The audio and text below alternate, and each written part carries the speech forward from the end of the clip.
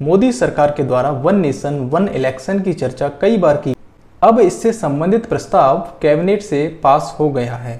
इस प्रस्ताव को सरकार संसद के आगामी शीतकालीन सत्र जो कि नवंबर से दिसंबर तक चलेगा उसमें पेश करेगी। प्रस्ताव के अंतर्गत देश में चुनाव 2 फेजों में आयोजित किए जाएंगे। पहले फेज में राज्यों की विधानसभाओं और लोकसभा के चुनाव एक साथ कराए जाएंगे।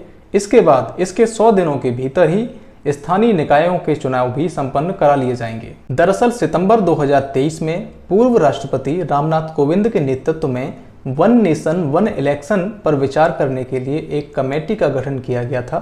इस कमेटी ने मार्च 2024 में राष्ट्रपति द्रौपदी मुर्मू को अपनी रिपोर्ट सौंप दी है। इसी रिपोर्ट के आधार पर सरकार ने यह प्रस्ताव तैयार किया है जिसे वो शीतकालीन सत्र में प्रस्तुत करेगी। जानकारी के लिए बता दें कि आज़ादी के बाद 1952, 57, 62 और 1967 तक जो चुनाव हुए थे उसमें लोकसभा और राज्यों की जो विधानसभाएं थीं उनके चुनाव एक साथ ही कराए गए थे। लेकिन 1970 के बाद कई राज्यों की विधानसभाएं अपने समय से पहले भंग हो गई थीं।